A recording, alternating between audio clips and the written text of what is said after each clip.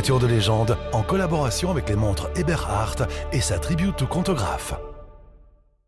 Et avec Bardal, les produits de haute performance mécanique.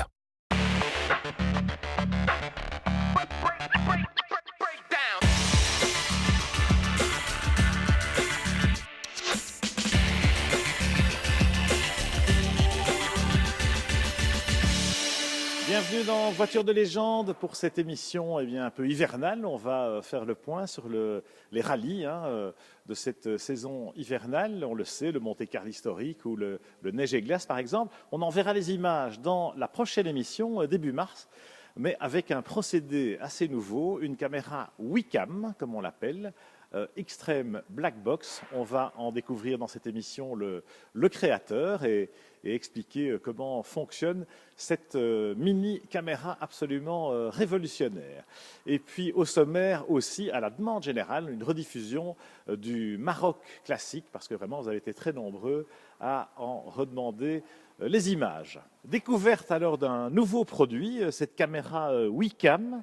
Voilà l'Extreme Black Box, comme on dit, avec Alan Van de Winkel. Alan, vous êtes le concepteur de ce produit. Alors, parlez-nous un peu de cette caméra, de ce système, et d'abord de l'origine de l'idée que vous avez eue.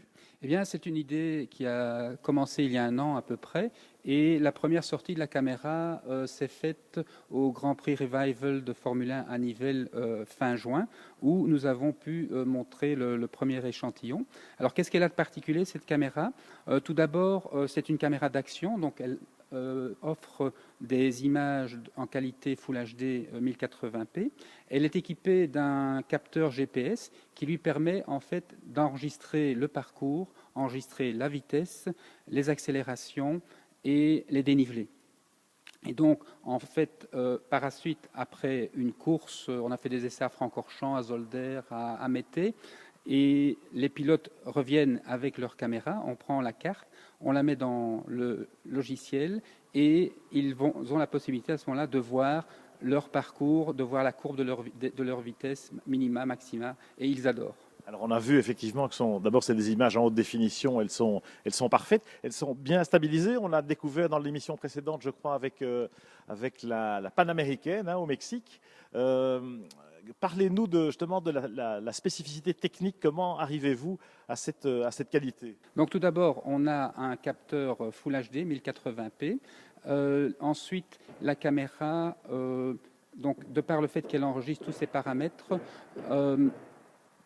permet donc de reconfigurer le parcours dans le cadre du logiciel et de fournir des informations supplémentaires qui donnent beaucoup plus d'attrait aux images que des images sur lesquelles on ne voit que la route défiler. On a bien une impression de vitesse, mais on ne sait pas à quelle vitesse tout cela se passe. Ici, effectivement, on aura toutes ces informations. On voit vraiment l'aiguille qui passe de 120 à 140 à 190. On anticipe le virage qui arrive, on voit le ralentissement, l'accélération après le virage.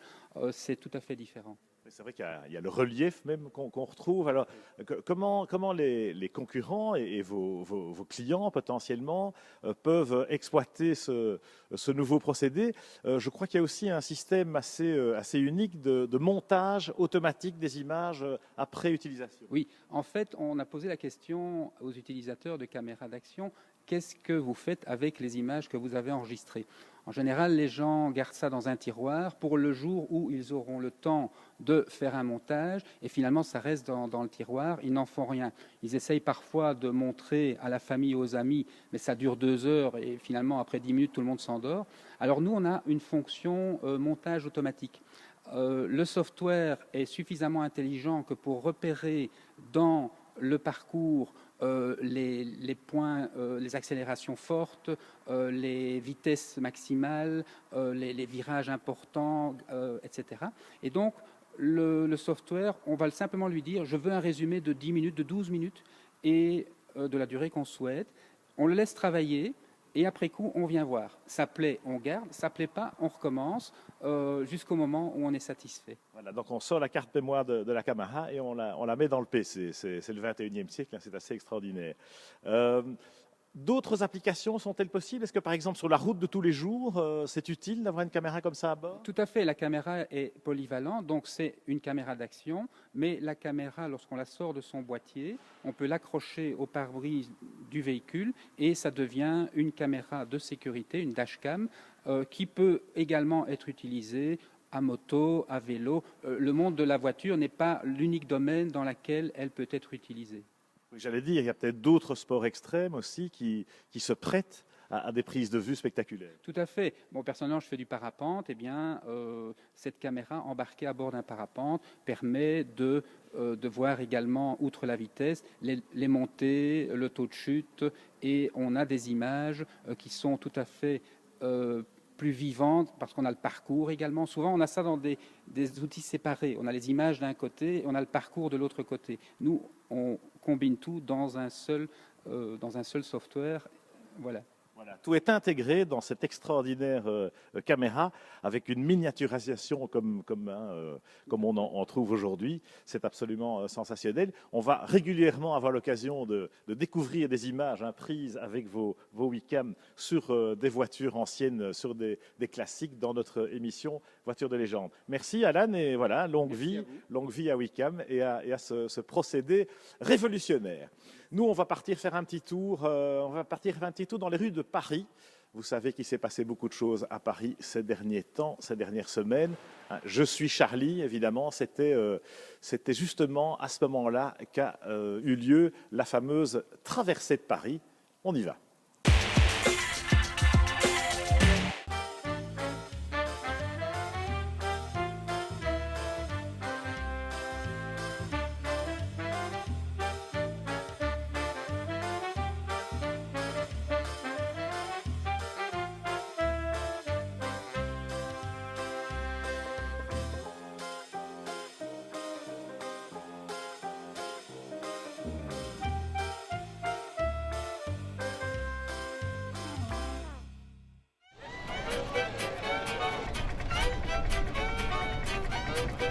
C'est à l'aube que ce dimanche 11 janvier se sont rejoints passionnés de mécanique, adeptes de belles carrosseries et collectionneurs sur le parvis du château de Vincennes.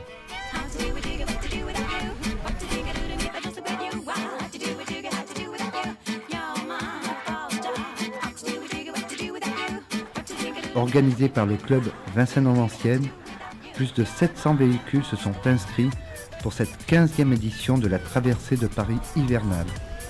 En ancienne, comme ils disent.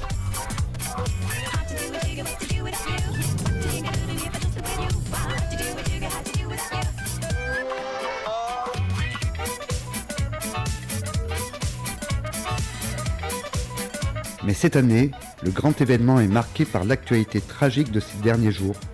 C'est en hommage à Charlie Hebdo que l'ensemble des participants se sont élancés avec humilité, en respect aux victimes des attentats. Je demande à ce qu'on soit le plus digne et le plus gentleman driver. C'est une 15e traversée très particulière. Très particulière, et je crois qu'il faut qu'on rende un hommage aux 17 personnes assassinées.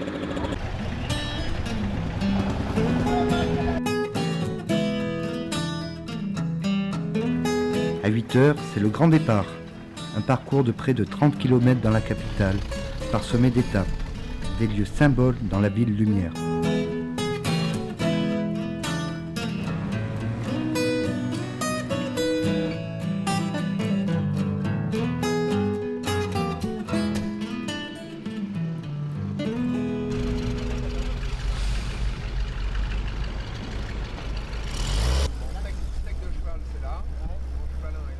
Le cortège se dirige tout joyeux vers la place de la Concorde en passant par la Bastille.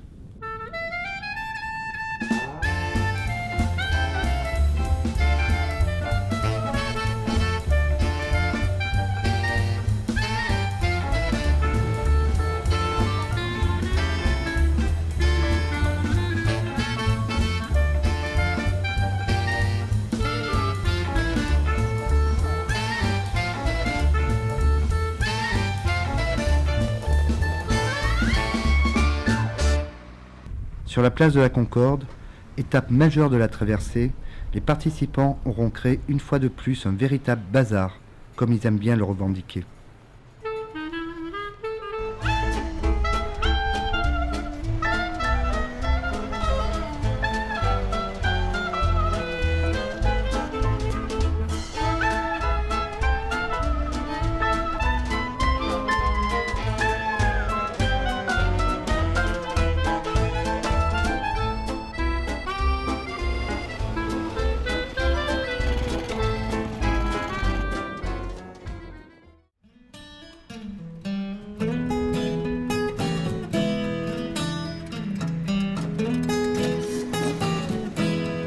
Après la Concorde, le cortège se dirige à Montmartre, en passant par la Madeleine et Opéra. C'est un véritable défilé qui parade dans les rues, donnant l'illusion à Paris de retrouver ses notes du passé, pour le plus grand plaisir des nombreux spectateurs curieux. À Montmartre, le défilé est ralenti par les rues étroites, et on s'arrête, le temps de partager un moment de convivialité.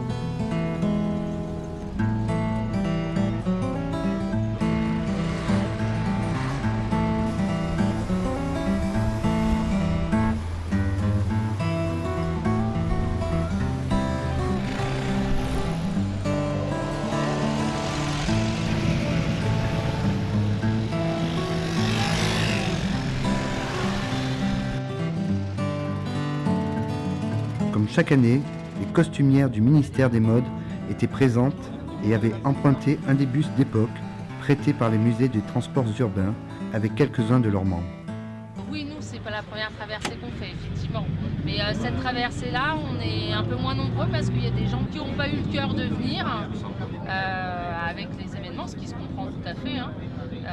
Nous, on a fait le choix de venir quand même, justement pour pas se faire dicter notre loi. Pour pas se faire dicter notre conduite, effectivement, mais pour faire vivre encore, continuer à vivre en fait.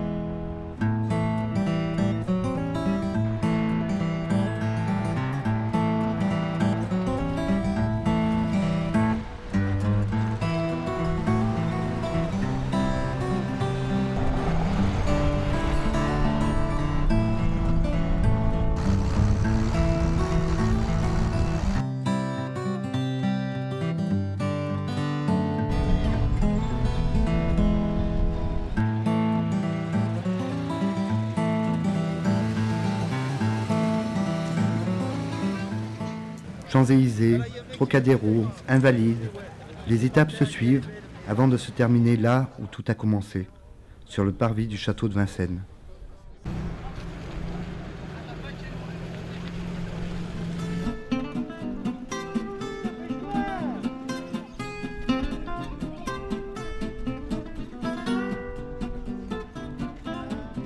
C'est sur un bateau-mouche que se clôture la traversée pour certains, lors d'un dernier repas. Le président du club Vincennes en Ancienne, Michel Romanet-Pérou, fait un bilan de cette traversée émouvante et passionnante. J'ai demandé à ce que nos adhérents fassent une traversée de gentleman driver, c'est-à-dire en respect des 17 personnes qui ont été lâchement assassinées cette semaine. Et je crois que le message est passé. Il y avait notre autocollant « Je suis Charlie », mais ça c'est pas une nouveauté, beaucoup l'avaient. Sauf que le nôtre était sur fond jaune pour montrer la lumière par rapport au noir qui représente les ténèbres. On a prouvé à la préfecture que nous étions des gens adultes et responsables et des gens capables d'organiser une manifestation sans débordement mais avec la joie de vivre. On a essayé d'exprimer une forme de joie de vivre retenue compte tenu des événements. Et je félicite encore les 800 équipages qui étaient présents, les autos, les vélos, les tracteurs. Tout le monde a joué le jeu et le public nombreux a répondu présent car malgré les événements, il voulait nous voir, il voulait voir ce musée. Et rendez-vous cet été, le 2 août, puisqu'il y a une traversée de Paris, j'espère, dans la joie et la bonne humeur totale.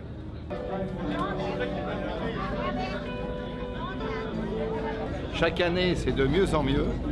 Et vu le cadre et vu la situation qu'il y a ici à Paris, je pense que les gens quand même ont apprécié la manifestation de voitures qui sont le patrimoine français. Toujours toujours aussi ravis, contents. En plus, on est avec des jeunes que nous aimons et que nous apprécions. Alors, c'est complet cette année. Du beau temps. Formidable.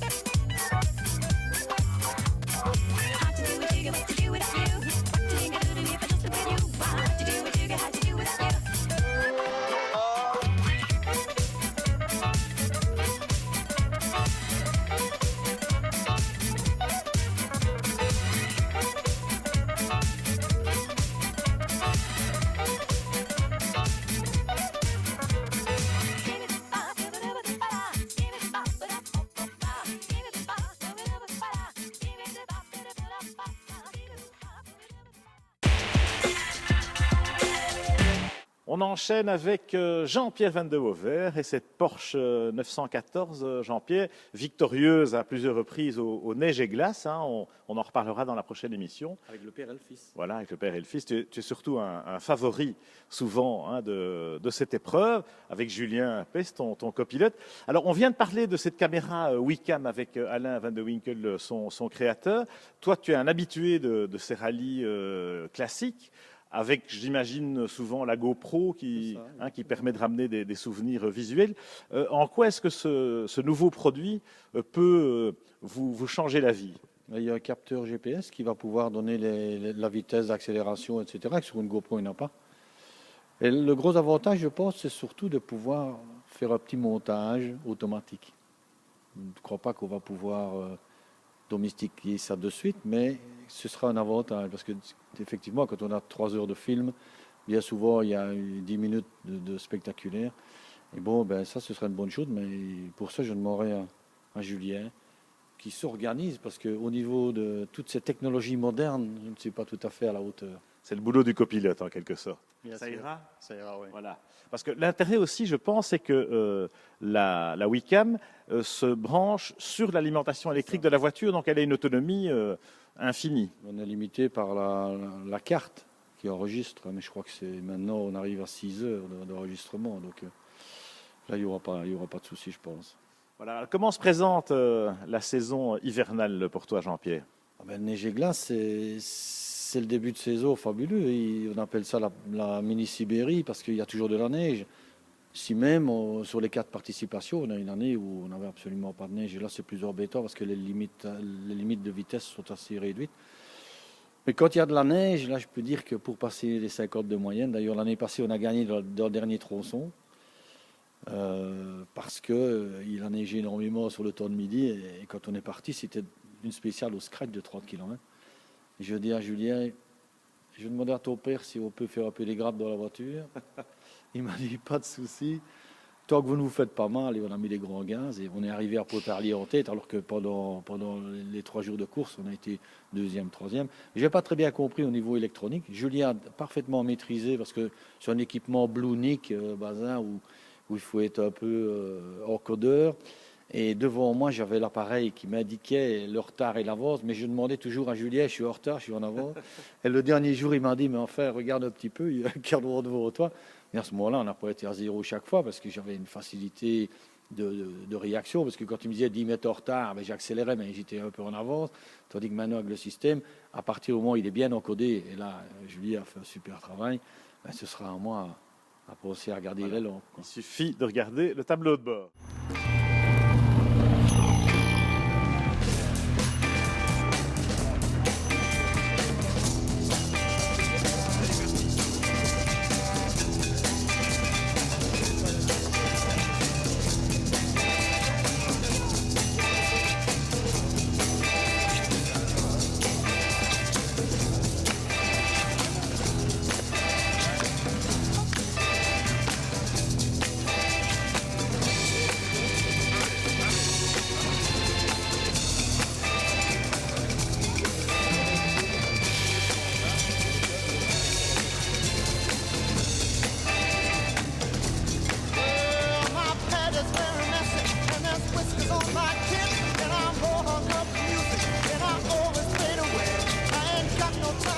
Ça s'appelle Neige et Glace, donc je pense qu'il est essentiel de répondre à cette appellation. Et je pense que cette année, les concurrents vont être particulièrement gâtés, puisque depuis 2 jours, nous sommes en tempête de neige. Depuis 10 ans ici, ils n'ont jamais vu autant de neige tomber en 2 jours. Il en est tombé près d'1 mètre.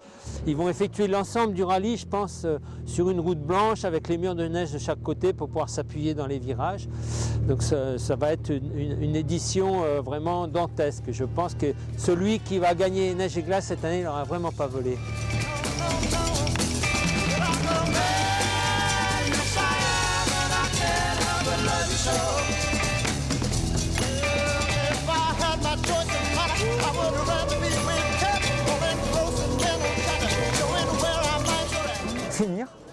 Finir la course, pas m'engueuler avec ma moitié, parce qu'on est parti en couple, on n'y connaît pas grand chose. Et puis bah ouais, les paysages sont beaux, il y a de la neige, toutes les conditions sont réunies pour faire un beau rallye, quoi. Ah non, ça va gagner, non.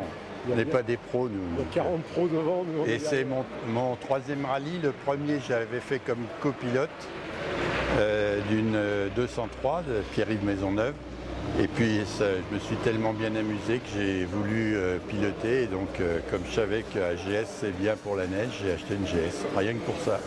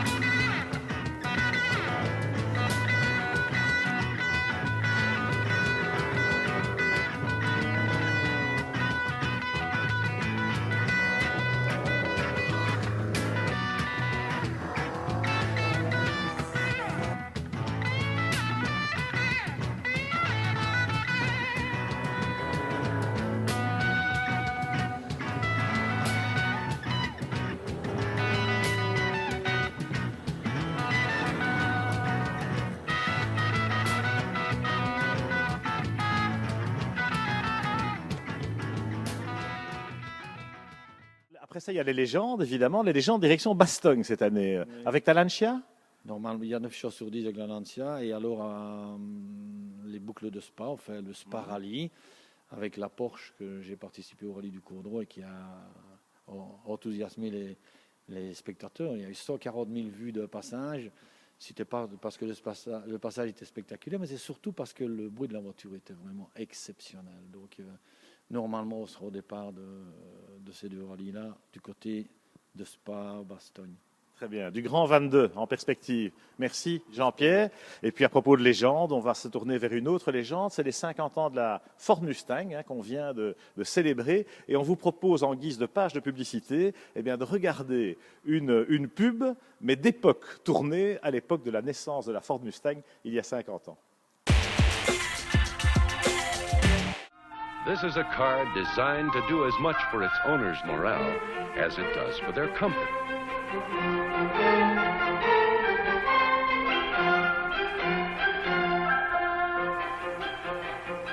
It's a car which, in spite of its glamour and go, is as much at home on the supermarket run as in a road rally. A car to put Dad one up on his buddies, to make Mother feel like a Contessa, and make neighbors think it was imported from Europe instead of from Detroit.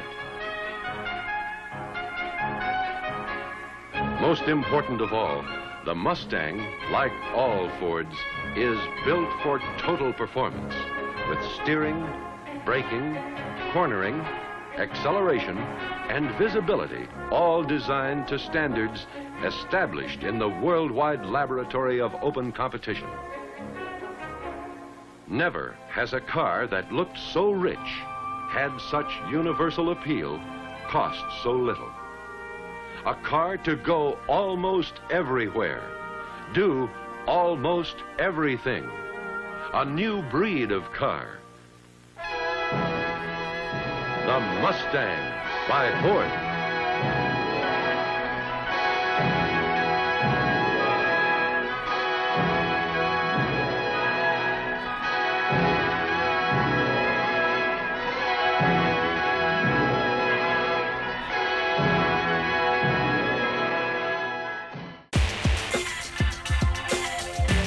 Mais l'hiver, c'est aussi la saison des salons. Alors, on va aller faire une petite visite du salon interclassique à Maastricht, en Hollande. C'est vraiment peut-être le plus beau salon de voitures anciennes de l'hiver. Et les organisateurs, d'ailleurs, de l'interclassique se proposent dorénavant d'en organiser un autre, plutôt en automne. Ce sera les 6, 7 et 8 novembre 2015 à Bruxelles. Mais direction Maastricht cette fois.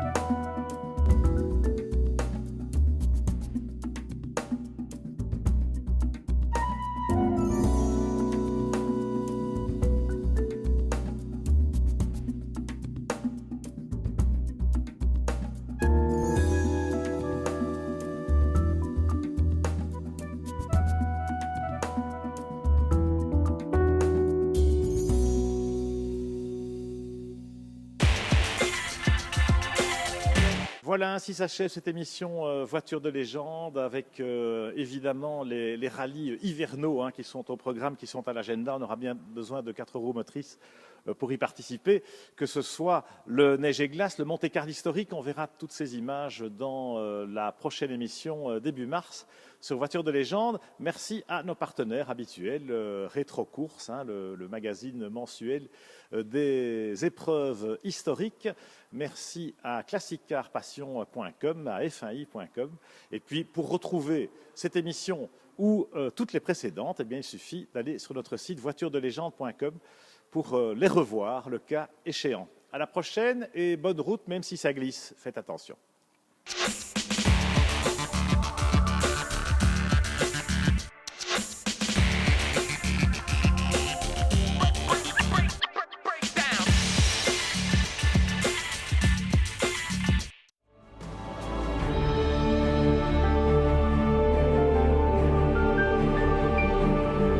Voitures de légende en collaboration avec les montres Eberhardt et sa Tribute to Contograph. Et avec Bardal, les produits de haute performance mécanique.